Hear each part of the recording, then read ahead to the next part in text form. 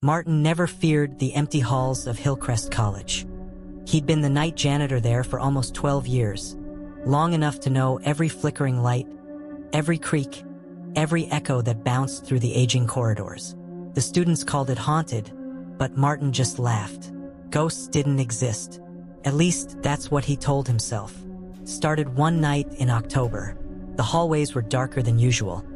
Half the lights on the third floor had burned out, and the air felt strangely thick, like breathing through a wet blanket. He was mopping near the end of the west wing when he noticed it. A door. Shouldn't have been there. At the very end of the hall, past the vending machines and the fire exit, stood a plain wooden door. No sign, no number, just a tarnished brass knob that caught the faint yellow glow from the ceiling light. He blinked. He'd cleaned this hallway 100 times. That door had never existed. He thought maybe someone had propped a maintenance panel open, but when he stepped closer, he realized the truth. The frame was built into the wall, perfectly fitted, solid, as if it had been there for years. Martin touched the knob. It was cold, colder than metal should be inside a heated building. He gave it a twist. Locked. He shrugged it off, muttered something about new renovations, and went back to his cart. The next morning, when he came in for his shift, the door was gone. The wall at the end of the hallway was smooth. White paint, no seams, no hinges, nothing. He ran his hand over the spot where the frame should have been. Bare drywall. He told himself he must have been tired, seeing things. Night shifts did that to a man. But when the clock hit midnight again, and the halls fell silent, the door was there once more. Same place. Same brass knob glinting under the flickering light. This time, Martin didn't go near it. He mopped faster, humming to drown out the quiet. But every time he turned around, he felt it. That creeping awareness of something watching him from the other side. He finished early that night, leaving his cart half full of dirty water. As he reached the stairwell, he swore he heard the sound of a door slowly creaking open behind him. When he turned, the hallway was empty. The door was closed. He stood there, heart thudding, staring down that endless corridor. And then, from behind the wooden door, came a faint sound. A child's voice, whispering his name. Martin didn't sleep that morning. Even after his shift ended, the sound of that whisper followed him home like an echo that refused to fade. He lived alone in a small apartment just outside campus. A quiet place where the hum of his old refrigerator was the loudest noise. But now, even in his own bed, he could swear he heard it, soft, childlike, calling his name. He told himself it was stress. He'd been working too many night shifts, drinking too much coffee, not enough sleep.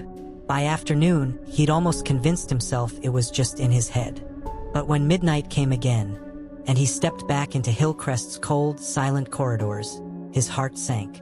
The door was there again. This time, it wasn't at the end of the west wing. It had moved. Now it stood halfway down the hall, right between the history classrooms. Same frame, same brass knob. But there was something different about it, the color. The wood looked darker, like it had been soaked in something.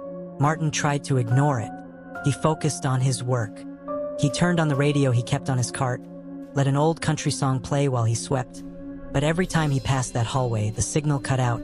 Just static, soft at first, then sharp like whispering again. When the music finally went silent, so did the air. The hum of the lights stopped. Everything in the hallway froze. Martin's breath clouded in front of him. It was suddenly cold. Too cold. Then the doorknob turned. Once, twice, slowly. He backed away, mop trembling in his hand. The door opened, just an inch, and from the crack spilled a dim, warm light, like the glow of an old classroom lamp. He heard chalk scratching a blackboard, desks creaking, faint laughter echoing from inside. Martin's chest tightened. That sound, he knew that sound. It was his classroom. 20 years ago, before life went sideways, before the bills and bad luck, he'd been a teacher here, in that very wing. And the laugh, it sounded like her. Emily, his favorite student, the one who never made it out of Hillcrest. He stepped closer, voice shaking. Hello? Is someone there? No answer. Just the gentle sound of chalk and a faint shadow moving behind the door's crack. Then, as suddenly as it began, the sound stopped. The light flickered once, then went dark. Martin reached for the handle, but before his fingers touched it, the door slammed shut so hard the walls shook. He stumbled back, gasping. When he looked again, the hallway was normal. Fluorescent lights humming, radio back on. No door, but in the faint dust on the floor where the door had been, he saw something that froze his blood. A footprint, small, bare, and leading straight toward him. The next night, Martin almost didn't go in. He'd called in sick twice before in 12 years, and the guilt gnawed at him, but not as much as the fear. That door had followed him in his dreams. He'd wake up drenched in sweat, hearing whispers echo through the apartment, like someone standing just outside his bedroom door, softly humming. By 11:45, he finally forced himself to drive to Hillcrest. The lot was empty, fog curling around the lampposts, the building looming like a sleeping beast. As soon as he stepped inside, the smell hit him. Chalk, dust, and something faintly metallic, like dried blood. The hallways were silent except for his footsteps. He checked every corner, every classroom. Nothing unusual, until he reached the west wing. The door was back. This time it stood wide open. Warm, golden light poured from inside, spilling across the tiled floor. And from within came the faint sound of a teacher's voice. His voice, giving a lecture he hadn't spoken in 20 years. Heart hammering, Martin crept closer. The room beyond looked exactly like his old classroom. Rows of wooden desks, faded posters on the walls, his name, Mr. Holloway, still chalked across the blackboard. Everything was exactly as it had been. Except for one thing, the students. They sat perfectly still, hands folded on their desks, staring straight ahead. Their faces were pale, waxy, drained of color, eyes open, unblinking, and every one of them was someone he remembered, including Emily, sitting in the front row, smiling faintly, just like she used to before asking questions after class. Martin's knees went weak. He whispered her name. Emily, her head turned, slow, mechanical, and her eyes, milky white, like glass, fixed on him. Mr. Holloway, she said softly. You're late. He stumbled backward, heart thundering. The air in the room grew thick, heavy with the scent of decay. One by one, the students stood. Their chairs scraped the floor in perfect unison. Every movement was slow, deliberate, rehearsed. Class isn't over, Emily said. Then the door slammed shut. Martin tried to grab the handle, but it burned, scalding hot, searing his palm. He fell backward, gasping, clutching his hand. When he looked again, the light behind the door was gone. Just darkness. He sat there in the hallway, trembling, until dawn crept through the windows. When the day shift arrived, the hallway looked perfectly normal. No door, no scorch marks, just the faint smell of chalk in the air. But when Martin got home that morning, something new waited for him. Pinned to his apartment door was an old class photo. His students, all smiling, all staring at the camera. And in the corner, barely visible, was a reflection in the window. Himself standing in the hallway 20 years younger and still teaching. Martin didn't go to work the next night. He couldn't. That photo, it was too much. He kept staring at it, at his younger self reflected in the window behind those long-dead students. He hadn't seen that classroom in decades, and yet, there it was, frozen in time, waiting for him. By morning, he decided to burn it. He threw the photo in the sink, lit a match, and dropped it. The flame caught, but only for a second. Then it went out. The photo didn't burn, not even the edges. When he touched it again, the image felt warm, like the photo itself was alive. That was when the phone rang. He nearly dropped it. No one called him at this hour. The display showed unknown number. He hesitated, then picked up. A faint static filled the line. Then, a voice, small, soft, almost childlike, whispered, "Mr. Holloway, class is waiting." He froze. "Who is this?" Silence. Then the sound of chalk tapping on a blackboard. Tap, tap, tap. He slammed the phone down. But the tapping didn't stop. It was coming from his hallway wall, from inside the plaster. Martin pressed his ear to the wall, and he heard it again.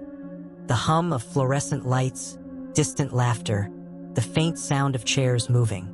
It was inside his apartment, like the classroom had followed him home. He stumbled back, panic rising, and reached for his keys. Within 20 minutes, he was driving through the fog, back toward Hillcrest College. He didn't know why, he just knew he had to see the door again. When he entered the building, the clock on the wall read 12 a.m. Exactly. The lights flickered once, and there it was, the door waiting for him at the end of the hall. This time, it wasn't wooden anymore. It was made of glass, old and cracked, and through it he could see faint shapes moving. Martin stepped closer. The doorknob was gone. Instead, words were written on the glass in chalk, faint but readable under the dim light. "Don't be late again." He took a deep breath and pushed. The glass door swung open with a low groan. Inside was the same classroom, but older now, dustier, like it had been abandoned for decades. The desks were empty. The air smelled of old paper and mold. He took a few cautious steps inside. "Emily?" he whispered. No answer, just the faint rustle of papers somewhere in the dark. Then he saw it on the blackboard. A single line of chalk writing, glowing faintly under the light. "Final lesson. Attendance required." The door behind him slammed shut, and this time it locked. The sound of the lock snapping echoed like a gunshot. Martin spun around, rattling the handle, but the door wouldn't budge. It didn't even feel like metal anymore, it felt like stone. Solid, cold, final. He turned back to the classroom. It was darker now, though he hadn't seen the lights go out. The shadows seemed to breathe, shifting along the walls, twisting between desks. His heart pounded as he whispered, "Emily, are you here?" A pause. Then, from the back of the room, came the sound of footsteps, soft, deliberate.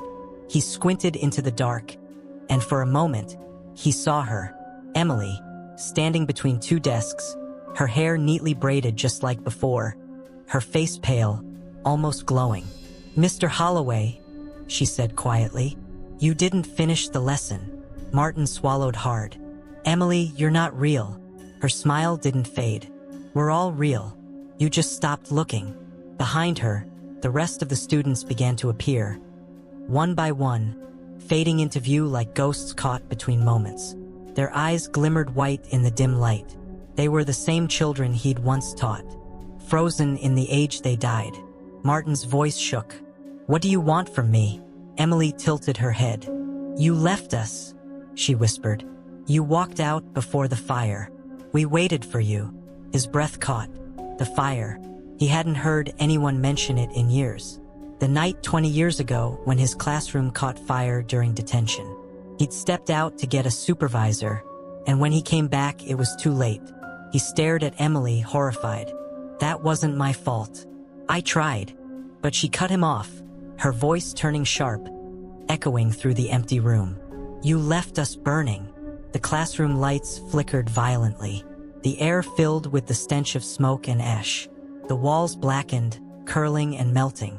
Desks caught fire, and the children began to scream, high, piercing, endless screams. Martin dropped to his knees, covering his ears. "I'm sorry. I'm so sorry," he cried. Tears streaked down his face. But when he looked up again, the flames were gone. The classroom was silent. The desks were untouched. And Emily stood right in front of him, her face calm again, eyes shining with something between sadness and pity. "It's not over," she whispered. "You still belong here." Martin shook his head violently. "No, I'm leaving." He turned toward the door and froze. It wasn't stone anymore. It was the college hallway again, but older, faded, like a memory burned into time. He stepped through, and as soon as his foot crossed the threshold, the air changed, heavier, colder. He looked around and realized, with a sickening jolt, that the posters, lockers, and even the walls were different. Hillcrest College wasn't empty anymore. He was standing in it 20 years in the past. The world around Martin felt wrong. The air smelled of old chalk and smoke. The corridor lights buzzed dimly above, their glow tinted amber, like the color of old film. Every step he took echoed too loud, too hollow, as if the building itself were listening. Hillcrest College wasn't abandoned anymore.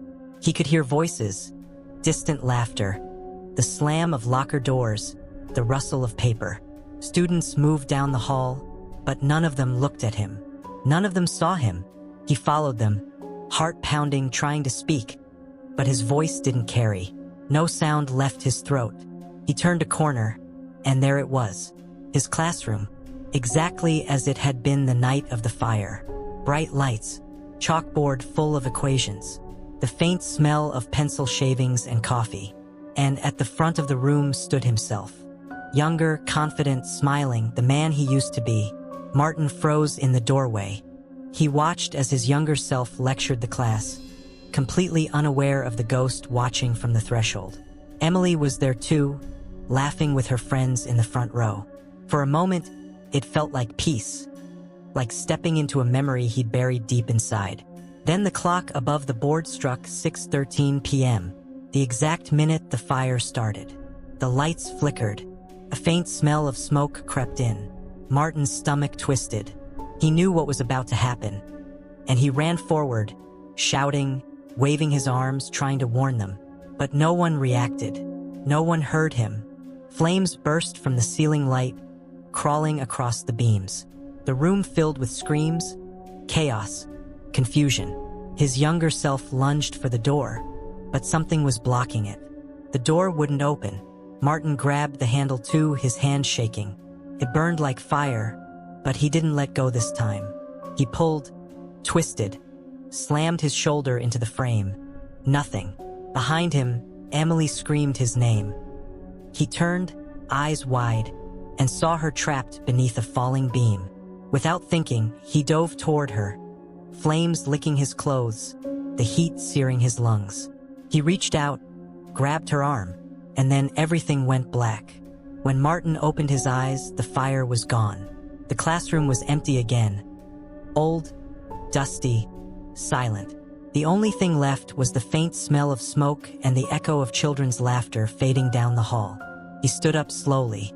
The door was behind him, slightly ajar. He pushed it open and stepped out into the hallway. Morning light was spilling through the windows. The building was quiet. At the end of the corridor, a student janitor was mopping the floor. A young man Martin didn't recognize. The janitor looked up, confused. "Hey, who are you?" Martin smiled faintly, his voice calm now. "Just finishing my shift." He turned toward the end of the hall, where the strange door had always appeared. Only this time, the wall was smooth. No door, no knob, nothing. The janitor blinked, and Martin was gone. All that remained on the floor were faint, wet footprints, leading toward the empty wall. And if you listened closely, in the silence of the old building, you could still hear chalk softly tapping on a blackboard.